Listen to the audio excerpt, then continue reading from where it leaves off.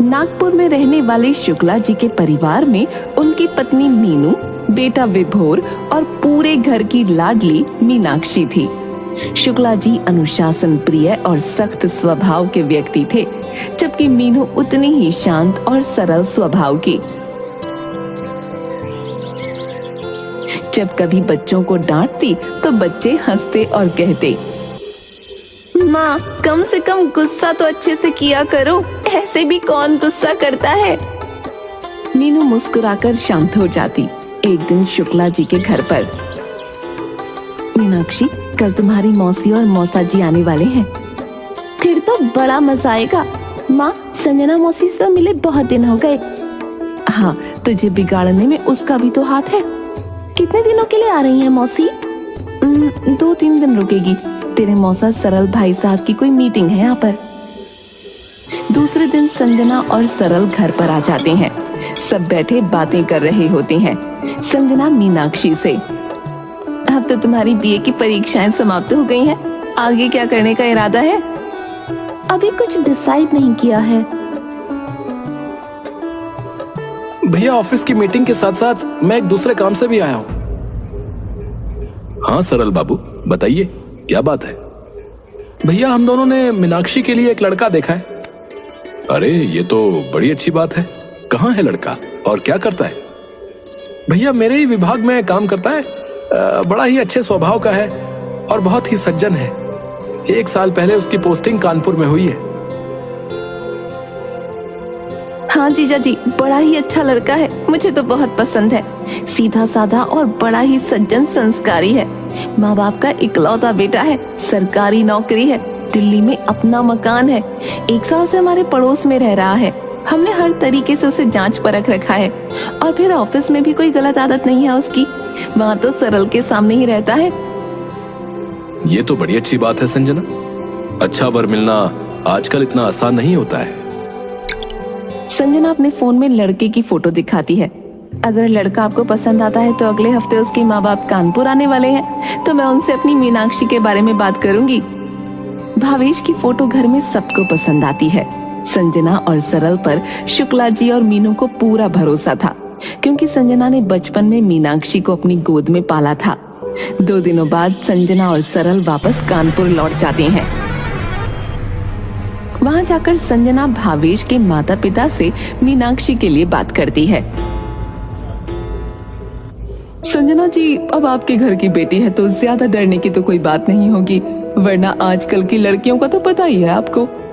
भाभी जी आप बिल्कुल फिक्र मत कीजिए, अगर आप कहीं तो मैं दीदी जीजा जी को बुला लेती हूँ, आप लोगों का भी मिलना हो जाएगा। मीनाक्षी और भावेश भी एक दूसरे से मिल लेंगे। हाँ ये सही रहेगा। संजना मीनू को फोन करती है। दीदी बधाई हो, भावेश के माँ पापा से बात हो गई है, उन्हें हमारी मीनाक्षी की फोटो भी पसंद आ गई है, वो लोग आपसे मिलना चाहते हैं। मैं तुम्हारे जीजा जी से बात करके तुम्हें फोन करती हूँ। 2 दिनों बाद ही शर्मा जी का पूरा परिवार कानपुर पहुंच जाता है, जहां उनकी मुलाकात भावेश और उसके परिवार से होती है। भावेश की माँ मीनाक्षी से, पढ़ाई लिखाई तो ठीक है बेटा, पर ये बताओ घर का काम कर लेती हो या नहीं? जी कर लेती हूँ आंटी। देखो भाई, मेरे भावेश को अलग अलग तरह का खाना खाने का बहुत शौक है, इसलिए हम सबसे पहले यही चाहते हैं कि हमारी बहू को खाना बनाना अच्छे से आता हो। भाभी जी सांझ को आज क्या, आज का सारा खाना मीनाक्षी ने बनाया है और हमारी मीनाक्षी को तो खाना बनाने का शौक है। इसके खाने की तारीफ अब मैं अपने मुंह से क्या करूं, आप खुद खाएंगे तो आपको पता चल जाएगा। अच्छा, अगर खाना बनाना आता है तो तुम हमारे एक एग्जाम में पास हो जाओगी, और दूसरी चीज, हमें बहू से नौकरी नहीं करानी। अगर तुम्हारे मन में नौकरी करने का विचार है तो तुम अभी बता दो, क्योंकि मैं नहीं चाहती कि कल को बेटा बहू अपनी अपनी नौकरी की वजह से अलग अलग शहरों में रहें, क्योंकि आजकल तो लड़कियों का भी ट्रांसफर कर दिया जाता है, और वैसे भी मेरे लड़के की सरकारी नौकरी है, किसी चीज की कमी नहीं है। जो लड़की भी इसकी पत्नी बनेगी राज करेगी वो तो। काफी देर तक दोनों परिवारों के बीच बातचीत का सिलसिला चलता रहा। खाने के बाद भावेश और मीनाक्षी को संजना कुछ देर के लिए टेरेस पर भेज देती है। लेकिन भावेश की माँ 5 मिनट बाद ही भावेश को नीचे बुला लेती है। सबके जाने के बाद मीनू संजना से कहती है, लड़का तो बहुत अच्छा है, सच में शांत और सरल है, लेकिन उसकी माँ वो बड़ी तेज है। कितने सवाल पूछ रही थी, और तुमने देखा उसने मीनाक्षी और भावेश को आपस में बातें भी नहीं करने दी। अरे दीदी, उसकी माँ से क्या करना है, लड़का तो हीरा है हीरा। ज्यादा मत सोचो, मन पक्का कर लो। और वैसे भी मीनाक्षी को रहना तो भावेश के साथ ही है। ससुराल कितने दिन रहेगी, हमारी मीनाक्षी निभा लेगी, आप फिक्र मत करो। अगले दिन शर्मा जी अपने परिवार के साथ नागपुर वापस चले जाते हैं और दूसरे दिन ही संजना का फोन आता है। बधाई हो दीदी, भावेश के परिवार को हमारी मीनाक्षी पसंद है और वो लोग अगले संडे को ही नागपुर जाकर सगाई करना चाहते हैं। बधाई हो, तुम्हें भी बधाई हो। जीजा जी कहाँ है? हाँ संजना, बधाई हो तुम्हें। जीजा जी बधाई नहीं, मैं तो अपनी पसंद का महंगा वाला सूट लूंगी। हाँ भला तुम्हें आज तक किसी चीज के लिए मना किया है जो आज करूंगा? सब कुछ तो तुम्हारा है। सब बहुत खुश थे, लेकिन मीनू की खुशी कुछ फीकी सी थी जो मीनाक्षी को नजर आ रही थी। वो जानती थी कि मीनू भावेश की माँ के व्यवहार को लेकर परेशान है। मीनाक्षी माँ के पास जाती है और उन्हें गले लगाते हुए कहती है, माँ आप चिंता क्यों करती हैं? जो होगा अच्छा होगा। और क्या आपको मुझ पर और अपने दिए हुए संस्कारों पर विश्वास नहीं है? मीनू प्यार से मीनाक्षी के चेहरे पर हाथ फिराते हुए, विश्वास पूरा है बेटा, फिर भी तू मेरे कलेजे का टुकड़ा है ना, इसलिए मन उदास है। जल्द ही मीनाक्षी और भावेश की सगाई हो जाती है और शादी की तारीख भी 2 महीने बाद की निकलती है। मीनाक्षी और भावेश के बीच फोन पर बातें शुरू हो जाती हैं। इन 2 महीनों में वो दोनों एक दूसरे को काफी अच्छे से जान चुके थे। शादी के बाद मीनाक्षी 15 दिनों तक अपने ससुराल में रहती है, पर उसे हमेशा भावेश की माँ से डर लगता था। एक दिन भावेश की माँ मीनाक्षी को बड़े प्यार से अपने पास बिठाती है। क्या बात है मीनाक्षी, तुम हमेशा मुझसे डरी डरी क्यों रहती हो? नहीं, ऐसा तो कुछ भी नहीं है मासी माँ जी। बेटा मैं जानती हूँ मेरा स्वभाव थोड़ा कड़क है, लेकिन जो कुछ भी है मैं साफ साफ कहने में विश्वास रखती हूँ। भावेश मेरा इकलौता बेटा है, मेरा सब कुछ, और आज से मेरा बेटा भी तुम्हारा है। जितना प्यार मैं उससे करती हूँ उतना ही तुमसे भी करूंगी, लेकिन ये सब तब हो सकेगा जब हम दोनों के संबंध अच्छे होंगे, क्योंकि हम दोनों के बीच के संबंध का अच्छा होना भावेश के लिए बहुत जरूरी है और मैं अपने बेटे को कभी दुखी नहीं देख सकती। माँ जी, मैं आपको शिकायत का मौका कभी नहीं दूंगी, आप मुझ पर भरोसा कर सकती हैं। तो फिर आओ, इसी बात पर मेरे गले लग जाओ। मीनाक्षी थोड़ा झिझकती हुई भावेश की माँ के गले लगती है, लेकिन भावेश की माँ मीनाक्षी को दिल से गले लगाती है, जैसे मीनू उसे लगाती थी। दोनों की आंखें नम हो जाती हैं। जल्द ही मीनाक्षी और भावेश कानपुर चले जाते हैं। संजना स्टेशन पर, तो आप हैं हमारी नई पड़ोसन? ये सुनकर मीनाक्षी जोर से हंसने लगती है। हाँ, मैं हूँ आपकी नई पड़ोसन। संजना मीनाक्षी को घर व्यवस्थित करने में पूरी मदद करती है। कुछ ही दिनों में सरल का ट्रांसफर आगरा हो जाता है और संजना और सरल आगरा शिफ्ट हो जाते हैं। अब मीनाक्षी थोड़ी अकेली पड़ जाती है। संजना, मौसी के जाने के बाद तुम सारा दिन घर पर बोर हो जाती हो।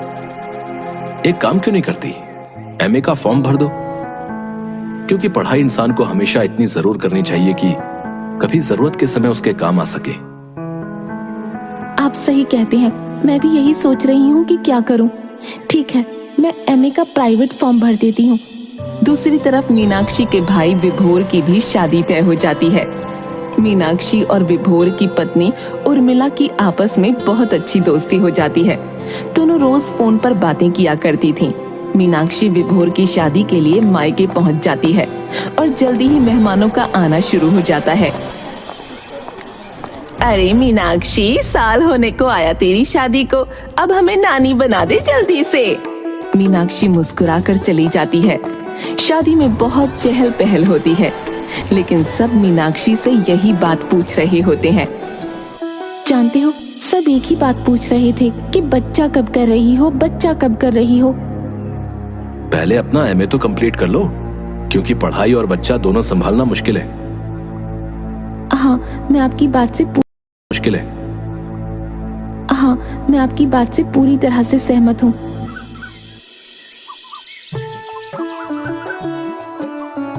एक महीने बाद उर्मिला फोन पर, दीदी आप बुआ बनने वाली हो। भाभी, आपने तो आज मेरा दिन बना दिया। मैं बहुत खुश हूँ भाभी। मीनाक्षी बुआ बनने के नाम से ही चहक रही थी और हर 1.5-2 महीने पर नागपुर का चक्कर लगाती। जल्दी ही वो एक प्यारे से भतीजे की बुआ बन जाती है। फंक्शन में सब इकट्ठा होते हैं। मीनाक्षी, तू कब तक ऐसी सूनी गोद लेकर घूमेगी? एमए के फाइनल एग्जाम्स हो जाएं, फंक्शन खत्म होने के बाद। मीनाक्षी, देख तेरी भाभी को साल भर भी नहीं हुआ और उसने मुझे दादी बना दिया। अब तू भी मुझे नानी बनने का सुख दे दे। माँ, मेरे फाइनल एग्जाम्स हैं और भावेश भी यही चाहते हैं। ठीक है, जैसा ठीक लगे, पर ज्यादा देर करना अच्छी बात नहीं है। भतीजे के होने के बाद मीनाक्षी हर महीने उसके साथ खेलने के लिए 2-4 दिन का समय निकालकर नागपुर चली जाया करती थी और भावेश भी उसे कभी नहीं रोकता। जल्द ही मीनाक्षी के फाइनल एग्जाम्स की डेट आ गई। मीनाक्षी, एग्जाम की डेट आ गई है, तुम्हें पढ़ाई पर पूरा ध्यान देना होगा। हाँ, अब मैं सब छोड़कर सिर्फ एग्जाम्स की तैयारी करूंगी। जल्दी ही मीनाक्षी का रिजल्ट भी आ जाता है और वो अच्छे नंबरों से पास हो जाती है। विभोर फोन पर, मीनाक्षी, तुम फिर से बुआ बनने वाली हो? सच में भैया, इस बार मुझे भतीजी चाहिए। वो तो ठीक है, पर मुझे मामा कब बना रही हो भाई? क्या भैया, अब आप भी शुरू हो गए। मैं फिर से बुआ बनने वाली हूँ। बधाई हो बुआ जी, लेकिन आपने हमारे बारे में क्या सोचा है? मैं बुआ बनूंगी और आप फूफा। अब तो तुम्हारे फाइनल एग्जाम खत्म हो गए हैं, इसलिए मैं 1 महीने के लिए नागपुर जाऊंगी। फिर हमारी फैमिली प्लानिंग का क्या होगा? हाँ, मीनाक्षी मुस्कुराने लगती है।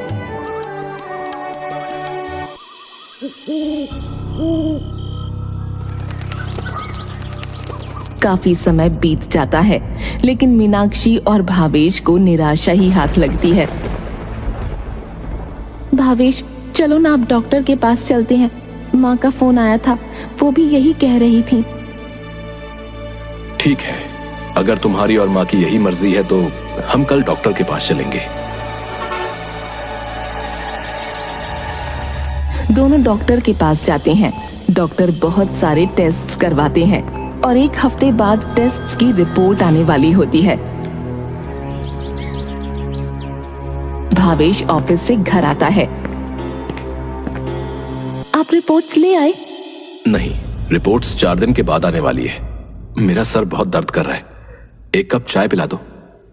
इतना कहकर वो अपने कमरे में चला जाता है।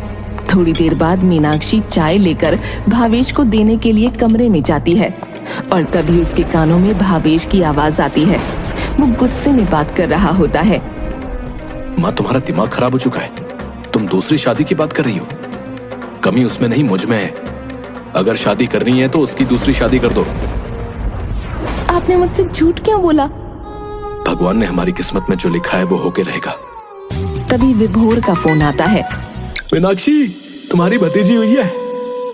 भैया, आज आपकी आवाज में खुशी क्यों नहीं है? ऐसा कुछ भी नहीं है, मैं तो खुश हूँ। वहाँ सब ठीक तो है ना?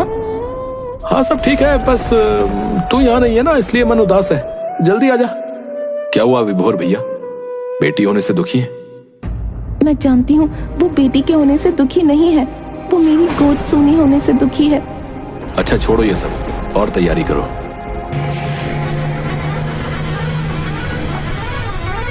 जल्दी मीनाक्षी और भावेश नागपुर पहुंच जाते हैं। इस बार मीनाक्षी के चेहरे पर हमेशा की तरह रौनक नहीं थी। वो बच्चों के साथ खेलती मुस्कुराती, पर कहीं ना कहीं एक खालीपन दिखता। मीनाक्षी, क्या बात है? तुम्हारे मन में कुछ चल रहा है? मुझे बताओ। कुछ भी तो नहीं भाभी, सब ठीक है। उर्मिला मीनाक्षी का हाथ अपने हाथों में लेती है। सच सच बताओ, क्या बात है तुम्हें? मेरी कसम। मीनाक्षी रोने लगती है। भाभी, मैं कभी माँ नहीं बन सकती। तुम ये क्या कह रही हो? ईश्वर की यही मर्जी है। वो उठकर चली जाती है। अब मीनाक्षी नागपुर आती तो लंबे समय तक रुकती। भावेश भी उसे कुछ नहीं कहता। कुछ दिनों बाद पता चलता है कि उर्मिला फिर से माँ बनने वाली है। भाभी, माँ का फोन आया था। क्या मैंने जो सुना वो सच है? हाँ मीनाक्षी, सच है। पर आप इतनी उदास होकर क्यों बोल रही हैं? आपकी तबीयत तो ठीक है? नहीं, बच्चा नहीं चाहती। ऐसा क्यों भाभी? तुम्हें तो पता है तुम्हारे भाई की तनख्वाह कितनी है। उसमें 2 बच्चों का ही पढ़ना मुश्किल है। हम तीसरे की जिम्मेदारी कैसे उठाएंगे? अगर बेटी हो गई तो क्या करेंगे? इतनी सी बात, अगर बेटी हो गई तो मुझे दे देना। पर आप मुस्कुराती रहा करो, ज्यादा अच्छी लगती हो। तुम सच कह रही हो? अरे भाभी, मैं तो मजाक कर रही थी। मैं तुम्हें थोड़ी देर में फोन करती हूँ। उर्मिला फोन रख देती है और मीनाक्षी अपने काम में व्यस्त हो जाती है। कुछ देर बाद ही विभोर का फोन आता है। मीनाक्षी, उर्मिला ने जो कहा वो बिल्कुल सही है। अगर तुम्हें और भावेश जी को कोई आपत्ति ना हो तो हमें भी इसमें कोई आपत्ति नहीं है। भैया, आप क्या बात कर रहे हैं? उर्मिला ने मुझे सब कुछ बता दिया है। बच्चा यहाँ पले या तुम्हारी गोद में, दोनों जगह ही सुरक्षित रहेगा। भैया, क्या आप सच कह रहे हैं? आप और भाभी बच्चा मुझे देंगे? हाँ मीनाक्षी, तुम भावेश जी से बात कर लो। मीनाक्षी फोन रखती है और भावेश को सारी बात बताती है। भावेश भी बहुत खुश हो जाता है। दोनों नागपुर जाने की तैयारी कर रहे होते हैं। तभी मीनाक्षी को भावेश की अलमारी से अपनी और भावेश की मेडिकल रिपोर्ट्स मिल जाती हैं। मीनाक्षी रिपोर्ट्स भावेश के सामने रखती है। आपने मुझसे झूठ क्यों बोला? आपने ये क्यों कहा कि कमी आप में है, जबकि कमी तो मुझ में है? मीनाक्षी, अगर मैं ये कहता कि कमी तुम में है तो सब मुझ पर दूसरी शादी के लिए दबाव डालने लगते, और मैं ऐसा कुछ भी नहीं करना चाहता हूं, क्योंकि मैं तुमसे बहुत प्यार करता हूं। इसलिए मुझे यही उचित लगा और तुम्हें आज मुझसे वादा करना होगा कि तुम इस बारे में कभी किसी को कुछ नहीं कहोगी। मीनाक्षी भावेश के गले लगती है। आज उसके मन में भावेश के प्रति जो प्रेम था वो एक ईश्वरीय रूप में परिवर्तित हो चुका था। दोनों नागपुर जाते हैं। इस बीच मीनाक्षी उर्मिला के पास ज्यादा समय बिताती है और महसूस करना चाहती है कि जो सुख उसे ईश्वर ने महसूस करने नहीं दिया। जल्द ही उर्मिला की तीसरी डिलीवरी का भी वक्त आ जाता है। मेडिकल प्रॉब्लम्स की वजह से डिलीवरी में बहुत तकलीफ हुई। बधाई हो, आपके घर लक्ष्मी आई है। माँ और बच्चा दोनों कमजोर हैं, उनका ध्यान रखने की बहुत जरूरत है। माँ बनने की बधाई हो। आपको भी पिता बनने की बधाई हो। अस्पताल में बच्चे को अलग कमरे में रखा जाता है। मीनाक्षी पूरा समय बच्चे के कमरे के बाहर ही रहती है। उर्मिला का ध्यान रखने के लिए विभोर होता है। 10 दिनों के बाद उर्मिला और बच्चा दोनों खुशी खुशी घर आ जाते हैं। मीनाक्षी उर्मिला के पास जाती है। भाभी, गुड़िया मुझे दोगी ना? उर्मिला दबी जबान में बोलती है, आपकी ही है। बच्ची बहुत कमजोर थी, इसलिए उसे ज्यादा वक्त उर्मिला के साथ ही रखा जाता था। लेकिन उर्मिला का लगाव बच्चों से बढ़ता जा रहा था और इसका एहसास मीनाक्षी को हो रहा था। मीनाक्षी माँ से, माँ, मैं चाहती हूँ कि गुड़िया के साथ पूजा में मैं और भावेश बैठें। नहीं दीदी, पूजा में तो मैं और आपके भैया ही बैठेंगे गुड़िया के साथ। पूजा के बाद गुड़िया मुझे दे दोगी ना भाभी? गुड़िया अभी बहुत छोटी है, उसे अपनी माँ की जरूरत है। उर्मिला की ये बात सुनकर सभी लोग दंग थे। मीनाक्षी प्यार से उर्मिला का हाथ पकड़ते हुए, भाभी, मैंने डॉक्टर से बात कर ली है। उन्होंने कहा है कि अब कोई दिक्कत नहीं है। उर्मिला गुस्से में मीनाक्षी का हाथ झड़कती है। डॉक्टर से ज्यादा उसकी माँ को पता है। हाँ, तो उसकी माँ ही तो कह रही है कि उसको कोई दिक्कत नहीं है। सिर्फ माँ के कहने से कोई माँ नहीं बन जाता। उसे जन्म दिया है मैंने। आपको जब दिल चाहे यहाँ आकर खिला सकती हैं, लेकिन मेरी गुड़िया मेरे पास ही रहेगी। मीनाक्षी के तो पैरों तले जमीन ही सरक गई। भावेश ने उसे संभाला। भावेश की भी आंखों में आंसू थे, क्योंकि मीनाक्षी और भावेश दोनों ही पिछले कुछ महीनों में गुड़िया के साथ अपनी जिंदगी सजा चुके थे। दूसरे दिन सुबह मीनाक्षी फिर उर्मिला के पास जाती है। भाभी, आप बताइए कि हम गुड़िया को कब ले जा सकते हैं? कभी नहीं। ऐसा न कहो भाभी, मैं गुड़िया के बिना मर जाऊंगी। महीने भर उसके साथ रहकर आप मर जाएंगी। मेरे बारे में सोचिए, मेरा क्या होगा? मैंने आपसे बार बार पूछा था, आपने ही कहा था कि आप गुड़िया को मुझे दे देंगी, और आप पीछे हट रही हैं। मेरी बच्ची है, मैंने उसे जन्म दिया है, 9 महीने अपनी कोख में रखा है। मैं उसे खुद से अलग नहीं कर सकती हूँ, और आप भगवान के लिए अपने घर वापस चली जाइए। मीनाक्षी बच्ची के सर पर हाथ फेरती है और कमरे से बाहर निकलने लगती है। सामने से विभोर और माँ मीनाक्षी को देख रहे होते हैं, पर किसी की भी हिम्मत नहीं थी कि वो मीनाक्षी से कुछ कहें। कानपुर वापस जाकर मीनाक्षी एक जिंदा लाश बन जाती है। कुछ दिनों बाद विभोर कानपुर आता है और मीनाक्षी की हालत देखकर बहुत रोता है। चलते समय उसे सीने से लगाकर बोलता है, मैं तो तुम दोनों से माफी मांगने के लायक भी नहीं हूं। जल्दी से ठीक हो जा, नहीं तो मैं अपने आप को कुछ कर लूंगा। मैं खुद से नजरें भी नहीं मिला पाता हूं। मीनाक्षी, हमें इस कड़वे सच को अपनाना होगा और इसके साथ ही जीवन बिताना होगा। मैंने एक स्कूल में तुम्हारी नौकरी की बात की है, तुम वहां पढ़ाना शुरू कर दो। व्यस्त रहोगी तो तुम्हें अच्छा लगेगा। आप जैसा कहते हैं मैं वैसा ही करूंगी। मीनाक्षी स्कूल में पढ़ाने लगती है और शाम के समय बच्चों को मुफ्त में घर पर ट्यूशन देना शुरू कर देती है। अब मीनाक्षी और भावेश ने बच्चों के बारे में सोचना बंद कर दिया था, लेकिन मीनाक्षी के कानों में उर्मिला के कहे कड़े शब्द आज भी कभी कभी गूंज उठते थे। एक रात दरवाजे की घंटी बजती है। इतनी रात को कौन आया होगा?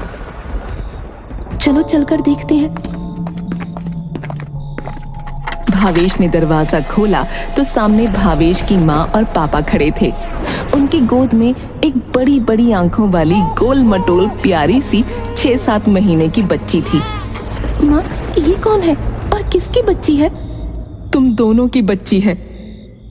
आपको पता ना, मुझे ऐसा मजाक बिल्कुल भी पसंद नहीं है।